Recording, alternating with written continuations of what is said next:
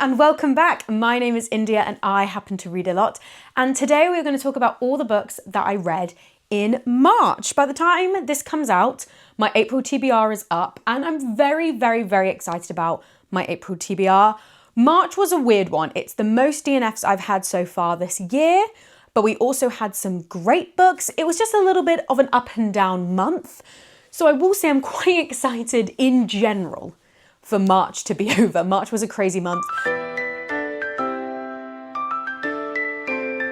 So for those of you who don't know how I do my wrap-ups, I start off with my lowest rated books first and work my way to my 5-star reads. This month I had 2 5-star reads and they were very, very good. But let's start off a little bit more on the negative side with my DNFs. This month I DNF'd 4 books. So first up, the first DNF I have is A Sign of the Four by Sherlock Holmes. Jeez, my brain. A Sign of the Four by Arthur Conan Doyle. This is the second novel in the Sherlock Holmes series. Later on into this video, we will talk about a book which I absolutely loved, was A Study in Scarlet.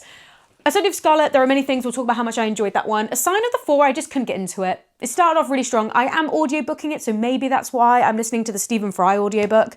But I thought it was fine.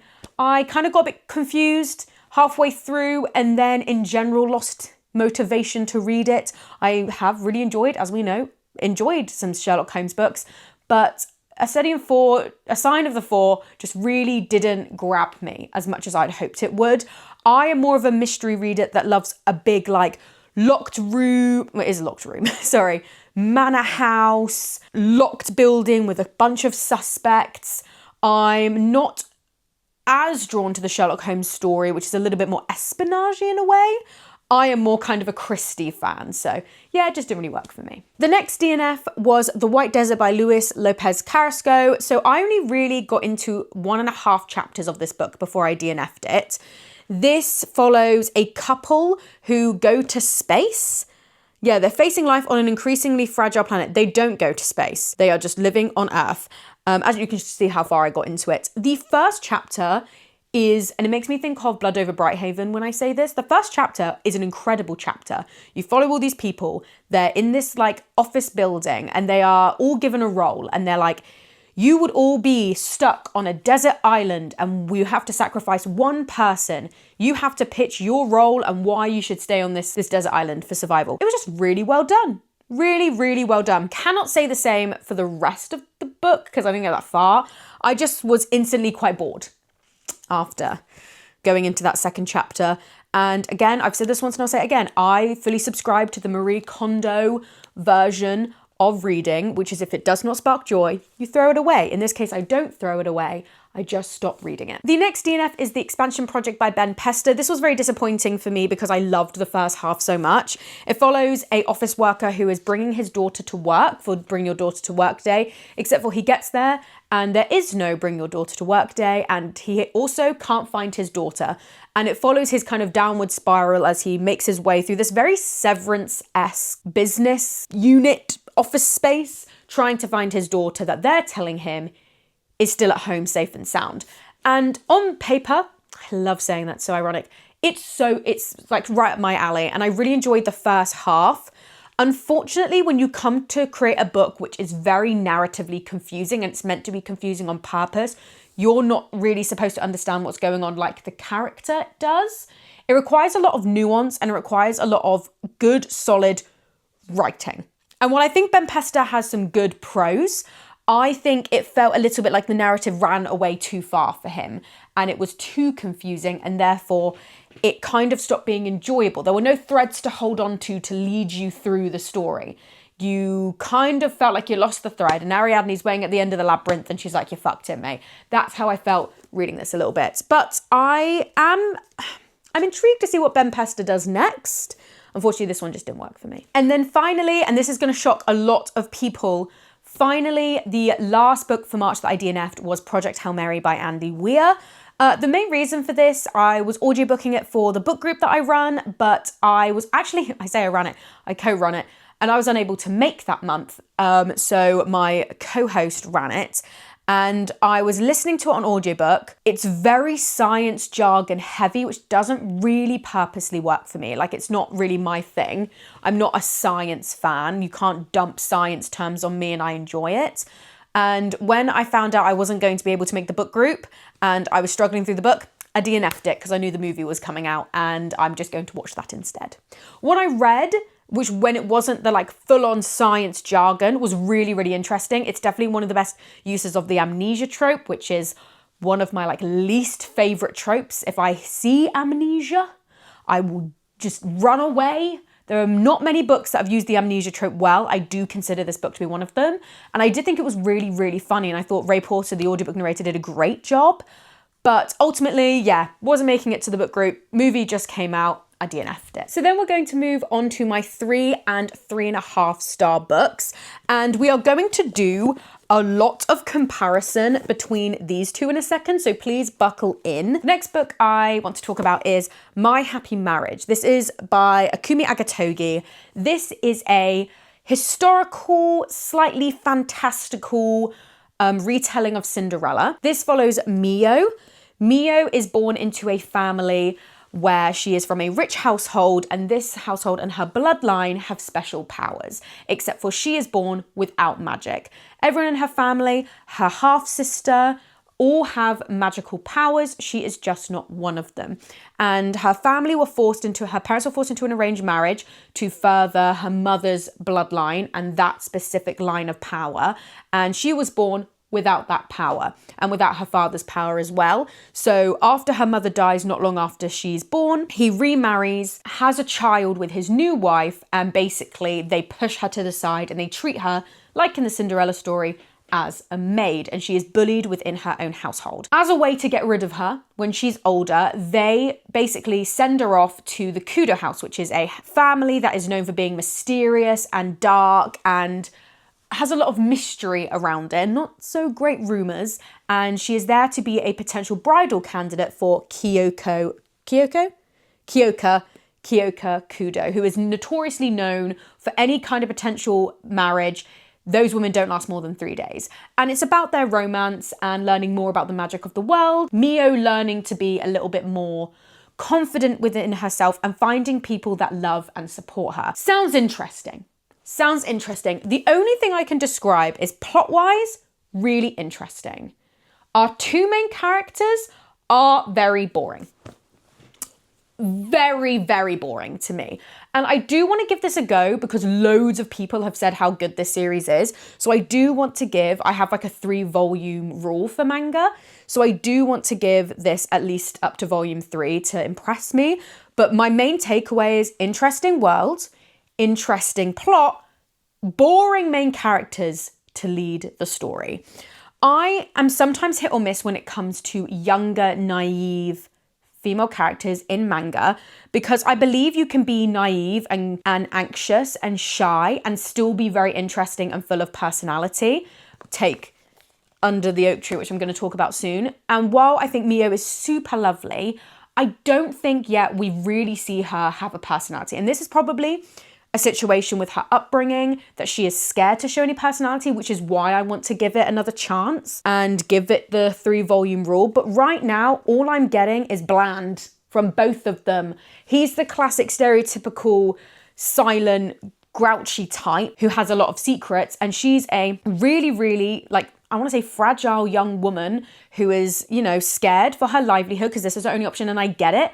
I fully get it. But you can inject more personality into those kinds of characters, which is not what I've seen. So, I want to give it another go, but it was kind of boring. Then we have Under the Oak Tree Volume 1 by Suji Kim. This is a 3.5 stars for me. This to me is kind of what I wanted from My Happy Marriage. I think it's got a really interesting world. I've got a really interesting looking magic system so far. But for me, our two main characters, especially our lead female character here, Maxie, has a little bit more personality within her, which made reading this a lot more enjoyable than reading My Happy Marriage. In this book, we have Riften and Maxie. They were, for reasons I can't exactly now remember, they were betrothed and they got married. And after their first night together, Riften had to go away to fight in a war. In the 3 years that they've been apart, Riften has gained a lot of status for himself and has had a lot of military achievements. And at the beginning of the book, they are reuniting after 3 years. Maxie has been in an abusive household since then. Her father is incredibly physically and emotionally abusive, and she is very scared about being reunited with Riften and who this man is because she didn't really know him very well. The whole marriage was orchestrated by her father. And they meet, and Riften immediately whisks her away to his kingdom, well, his land, and they then start to learn more about each other, and Maxie has to learn more about how to run a fortress castle thing and find out what it is to be a wife and be a lady, right? In this, though, Maxie is naive and shy and full of anxiety, but she has this element of stubbornness to her, which I really like, and she sees this opportunity to increase her life and she works for it. She still has her apprehension, like there is some miscommunication between her and Riften that due to her own past experiences, but I find her wholly more of an interesting character, unfortunately, than Mio in My Happy Marriage. Riften, at the same thing, is quite similar to Kyoka in the fact that he's kind of silent and brash, but I find his love for Maxie, is it too insta-y? I'ma say yes, but we see a personality of him which I think we don't get so much with Kyoka. Now, as I said, I want to give them a chance to come out of their shells. This is only volume 1. But I just found, despite there being quite a lot of similarities in a way to like basic plot points and stuff like that, I just found Maxie and Riften to be a lot more interesting and have a little bit more personality. So that's why I gave it the extra 0.5 of a star. But as I said, I'm going to read both of them. I already have the second volume, so I'm definitely going to read that. And I do want to give the next 2 volumes a go and hope that I eat my words. But yeah, very similar. Weirdly, Under the Oak Tree just worked more for me. And I know there's going to be a lot of people that are going to be shocked by that, because I know a lot of people are probably going to be like, the writing of My Happy Marriage is better. And I will say, this is obviously very slow burn while they're married and have a connection quite quickly. Maybe that's the reason. I don't know. But those are my feelings. And then the last 3.5 star book we have is Done and Dusted by Lyla Sage. This is a cowboy romance that my friends and I had decided, check out the weekly vlog if you haven't seen it. We decided we were going to read this together, like some fun romance book group, of which I would like to say where we're at now. I've then read and finished the second book. Vic and Bex hasn't started the second book. Vic's a quarter of the way through the second book. And Olivia hasn't even got more than 100 pages of this one. So the book group idea we had in the fucking bin. In the bin, never to be seen again. But this is the first book in the Rebel Blue Ranch series. This follows Emmy and Luke. Luke is the best friend of Emmy's brother, Gus. And it's their romance, right? It's brother's best friend, blah, blah, blah, blah, blah. In this one, Emmy is coming back after some time away out of Meadowlark. She ran away. She wanted to escape her life in Meadowlark, and she became a very successful horse racer. But after a big fall on her horse, which I think you find out quite quickly, yeah, she goes back to Meadowlark to try and heal and recover. And it's there she runs into Luke, who she hasn't properly seen for about 5+ years. And it's how their romance blossoms as they're adults and they meet each other as adults, not as the annoying little sister of your best friend. I thought it was a fun book. I have read a lot of romance books now since I started reading them about 3-4 years ago. And I've realised I know what I like, and I know what, for me, personally makes a good romance book. And this has some issues. I thought it was funny. I thought Emmy was a likeable character. I loved the ADHD rep. Shout out to my ADHD girlies. But I had some issues, and those issues were, it kind of felt like Lyla Sage had a plan of what chapter had to cover what, and we were just ticking them off as we go along. This is the chapter where they meet. This is the chapter where they where they nearly kiss for the first time. This is the chapter where Luke talks to Gus and realizes, oh wait, no, my brother's best friend. You know what I'm trying to say, right? It didn't feel as natural in its progression as a story. It felt like we were just covering the plot points. What also didn't help is that I felt that we were missing some character depth. I think we needed more time with them outside of their relationship and some time with them in their blossoming relationship. It felt like we were moving very quickly through the story to get to the end, to the happy ever after. My other critique is more just the fact we get it. This is your best friend's little sister. You don't have to remind me every paragraph. I'm aware. Really, really like enjoyable, but there were so many things where I just wanted a bit more. I wanted the story fleshed out, the characters fleshed out. I wanted just a little bit more of that romance in it. I think what we got was good. The scenes where he's helping her get back on the horse, really, really good. Really, really liked it. But it just wasn't enough. Every time it would nearly be enough, we'd move on to the next plot point. And yeah, it felt like we were ticking off boxes. Doesn't mean I think it's a bad book. I think, you know, if you want something that you literally can read in a day because you want to forget the world, I think this is a great one. But I've just read better romance books is basically what it is, which is a shame because I like what she's doing here. Then we have my 4-star reads, and the first 4-star we have is A Study in Scarlet by Sherlock Holmes. This I audiobooked, as I've mentioned before, the Stephen Fry one. This was really good. It was my first foray into Sherlock Holmes novels and short stories. I've not read any of them, and I really, really enjoyed understanding what the writing style was like, what Sherlock as a character is like, what John Watson is like as a character. It definitely, like I said, I'm used to the more Christie-esque mysteries. So it was very different to mysteries that I'm used to. And I enjoyed it. But yeah, just really, really good. I think the audiobook is great. I really, really enjoyed witnessing for the first hand what that Sherlock Holmes brain is like on the page. I just had a really, really, really good fun time. And I liked how short it was. It was a 4-hour audiobook. I went right through it. And I really bloody enjoyed it. The next 4-star book we have is, and this is gonna be ironic, we have Swift and Saddled by Lyla Sage. This is the second book in the Rebel Blue Ranch series, and it follows the middle sibling, so Emmy's older brother. It follows Wes, and his love interest, Ada, who is a woman brought in to help renovate their guest house, their guest barn, to turn it into kind of like an Airbnb thing. And when I say all the issues that I had literally just mentioned about Done and Dusted completely get solved and rectified in this book. We get way more fleshed out characters. We get a lot more romantic moments between them before and like them as a couple. We get a lot of moments for them as individuals.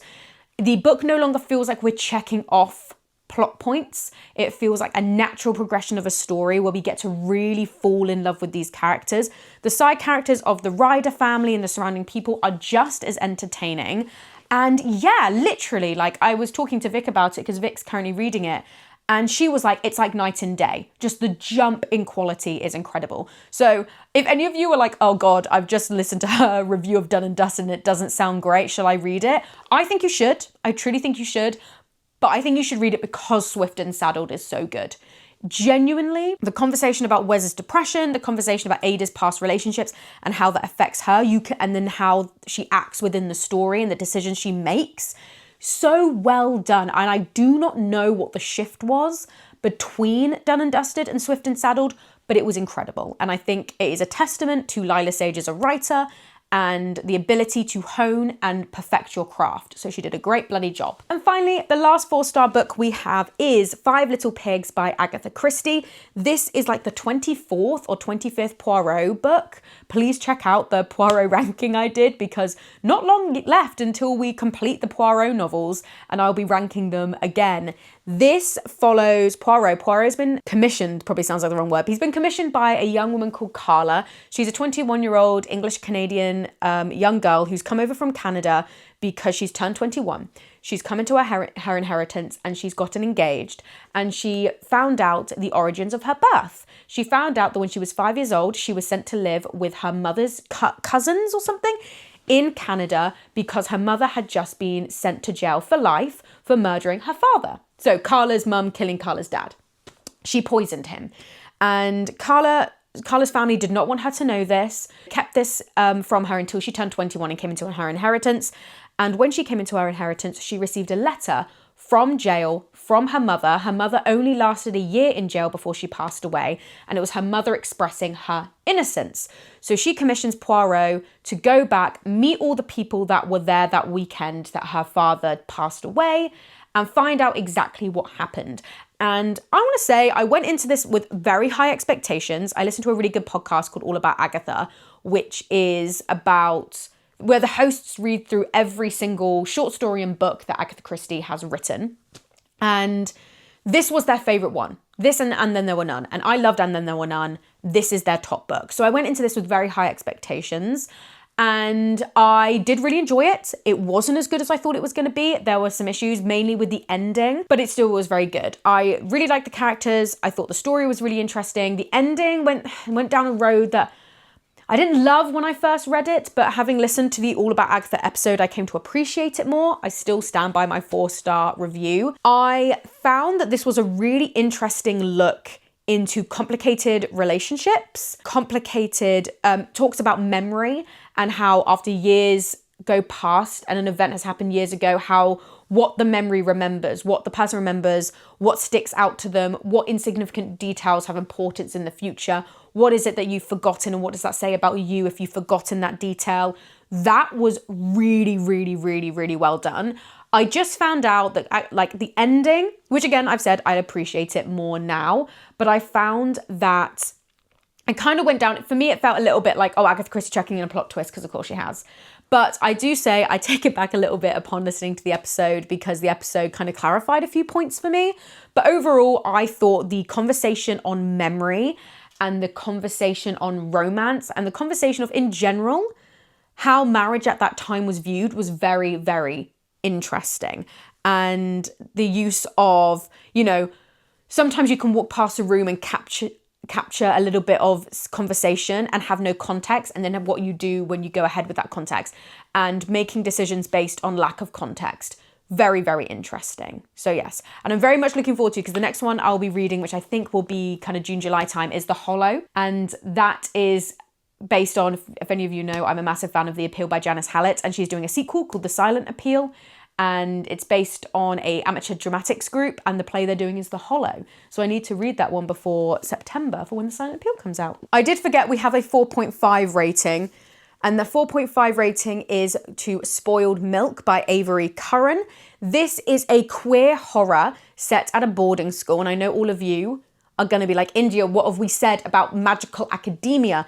It doesn't count for horror, okay? Because 9 times out of 10, these girls have not been learning shit. Okay, they're going through it. So this is set in 1928 at a boarding school, and it follows Emily. Emily is obsessed with her friend Violet, and Violet is the most popular girl at school. All the girls are obsessed with her. Everybody wants to be her. And one day on her birthday, Violet is found dead at the bottom of the stairs, and Emily takes it upon herself to find out what happened. And she teams up with the girls in her dorm, and she teams up with a girl called Evelyn, who she cannot stand because they are both vying for Violet's attention. And they decide that they're going to hold a seance to find out what happened to Violet. And in doing so, they actually come into contact with Violet herself. And there's so many other things that happen, but that's kind of the basis of it. This is a very, very good character study, specifically when it comes to Emily. You're in Emily's head, and Emily is not really that likable. And I've really found that this year for me, some of my favourite books have been books where the main characters aren't that likable, and then you're in their heads and you're seeing how they're processing information and talking to people and going about life. Emily is not that likable. She is a 17, 18-year-old girl with a lot of suppressed feelings whose best friend has just been murdered. She's not really going to be the most likable woman in the group, but she's not very likable. And you go about the story with her and these suppressed feelings. As a reader, you're reading this and you're going, I don't really know whether your love for Violet is a very platonic kind of love. Emily, these are very heterosexual thoughts, Queen. And we need to do a lot of unpacking with why you hate Evelyn so much. Okay, we need to do some thinking. We need to lock it in.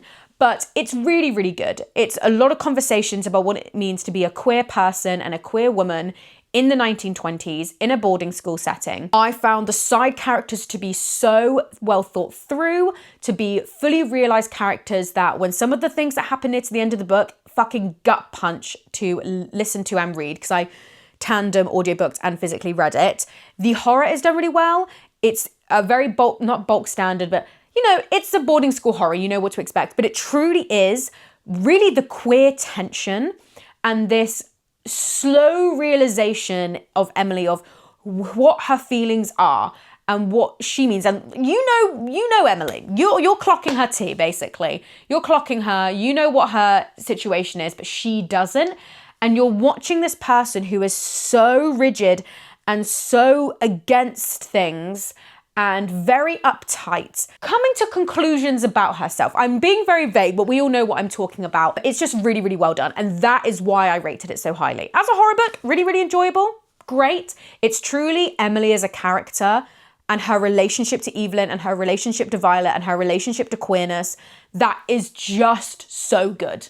So good. And I would say as well, I don't think I would have rated this as highly if it wasn't for how great the side characters are as well. They don't get enough shout. Evelyn, what a woman. But truly, I loved Emily. So then we move on to my 5-star reads. The first 5-star read we have is The Eyes of Gaza by Plestia Alaqad. This is a kind of novella-esque book, non-fiction, taken from Plestia's diaries of the first 45 days of when Israel attacked and committed atrocities to the Palestinian people in October of 2023. We all know where we were when all of this happened. So it follows Plestia, it follows her a little bit before she comes back home to Gaza. She went to uni in Cyprus and she's learning about journalism. And then it follows her in the first 45 days before her and her family are able to escape to Egypt and back then to Australia. And let me tell you, I read We Are Not Numbers last year. It's very good. I would highly recommend it. And, you know, nothing really, it's very privileged for me to say this at home in the UK, nothing really prepares you to read about the absolute horrors that people have experienced. And, you know, 45 days is a fucking long time to not know whether you're going to live or die that day. Not know whether your friends are going to survive. Not know whether your family's going to survive. We know, like, she loses her house. She doesn't know what's going on. One thing that she said from this is she didn't want this book to just be about this complete devastation that the Palestinian people are experiencing, but also about the Palestinian people's to remain resilient and to fight for joy and the absolute love thy neighbor energy that the Palestinian people showed each other when this was happening and still do to this day. It is, again, like We Are Not Numbers, a necessary book, I think, that we should be reading about modern current events. So I urge people to read this. And yeah, it's insane. Very, very insane. Like, and I can't put into words to describe how much emotion I felt reading this. I read it in one day. It consumed my very, very being. And I would highly recommend people read this. And then finally, on what feels like a very whiplash note, we have Tress of the Emerald Sea by Brandon Sanderson. This was my favorite book of the month. I read this for a book group conversation that I'm actually having tomorrow as I record this. This was chosen by a member of our book group. We try to, you know, alternate as much as we can with who chooses the books. And yeah, this was chosen. A lot of people went into this and a lot of people talk about it and they're like, oh, it's such a cozy fantasy. I read this shit. I don't think it's cozy at all. And if someone tells you this is cozy, you know, this is a swashbuckling pirate adventure that makes me think of The Princess Bride. Dare I say Stardust? I know. Fuck Neil Gaiman. But it makes me think of those, right? It follows Tress. Tress is a boring girl on a boring rock. In this world, there are 7 moons for each of the 7 seas, and spores fall from each moon, which create each sea. So she is below the Emerald Moon, which has an actual name, which I've forgotten, and she lives on the Emerald Sea. And the sea is not made of water. The sea is made of spores, and if any form of liquid touches these spores have a chemical reaction. And for example, in the Emerald Sea, if any liquid stops it, drops onto it, it bursts vines out of each spore. And the only way to stop spores from igniting are from, what was it? Heat and silver. That's what it is. Tress lives her life. She's a window washer. She comes from a poor family and she is absolutely in love with the Duke's son, Charlie, who calls himself Charlie the gardener and not Charlie the Duke's son, even though she knows he is the Duke's son. It's bizarre.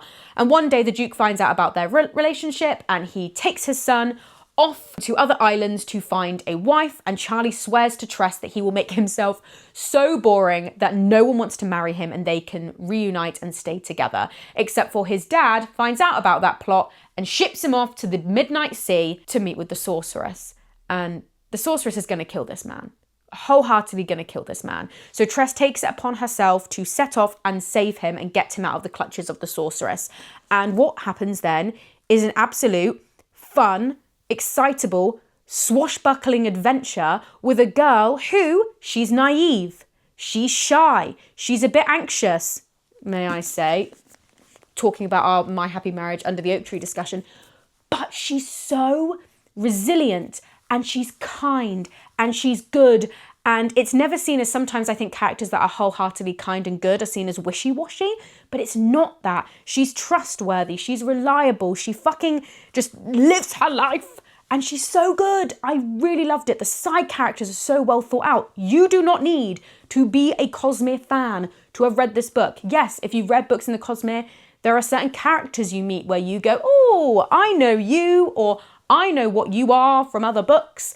And it gives you like a nice little fun understanding of wider events, but nothing to the point where you can't enjoy this. It is super fun, super exciting.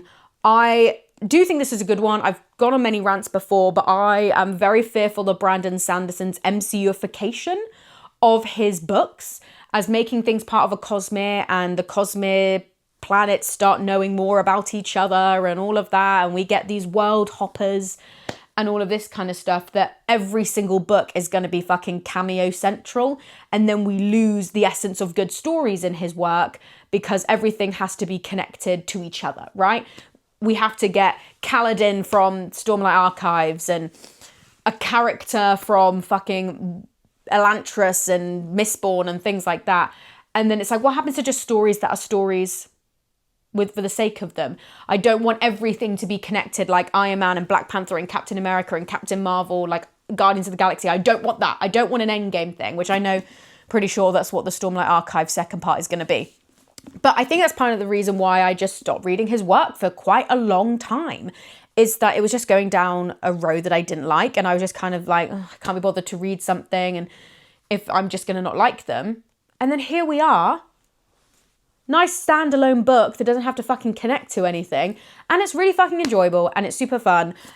So yeah, Brandon, I'll probably go back to reading yours. These are all the books that I have read in March. In the grand scheme of things, pretty good month. I'd say after that. I think most of them were DNFs to average, but we got better down the line. Yeah, thank you so much for watching. Please like and subscribe and all that fun stuff. And my next video, and I do not know when I'm going to film, but I've got a crazy April.